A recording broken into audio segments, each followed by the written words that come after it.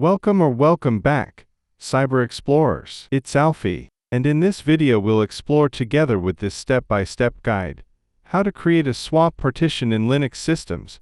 So without further ado, let's get right into it. First, if we don't have one already, we need to create a partition for the swap. We can do that with the GParted live version on a USB drive or a live USB drive, such as the Debian live USB drive. I will use Debian Live, which you can download from the Debian website. Once you have the live USB, boot from it. After booting, run the following commands: type and hit enter. This command installs GParted, a graphical partition editor, on your system. Type and hit enter. This command launches GParted, allowing you to create and manage partitions. Now you can create the swap partition directly from GParted.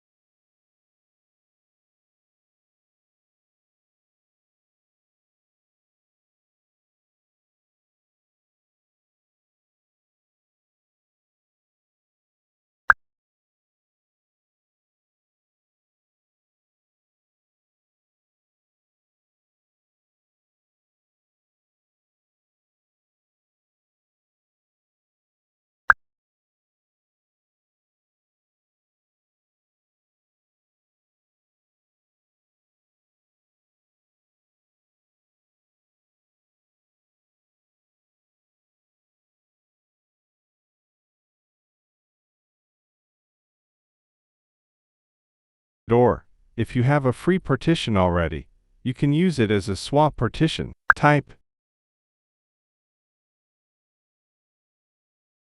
and hit enter. This command lists all the blocked devices, partitions, on your system, helping you identify the correct partition to use for swap. Type and hit enter. This command sets up the specified partition, dev SD3 in this case, as a swap area. Replace SDAE3 with the actual path of your swap partition type and hit enter. This command enables the swap on the specified partition, making it available for use. Or type and hit enter. This command enables all swap spaces on your system, including both swap partitions and swap files. Type and hit enter. This command opens the fs-tab file in the Nano text editor. The fs-tab file contains information about disk drives and partitions. Add the following line to the fs-tab file to make the swap partition permanent. Or, if you prefer to use the UUID of the partition, replace XXX with the actual UUID of your swap partition. This ensures that the swap partition is activated automatically at boot. Save and close the file. If you are using Nano, you can save and exit by pressing Ctrl+X, then Y, and then enter. And that's it. You've successfully created and enabled a swap partition on your Linux system.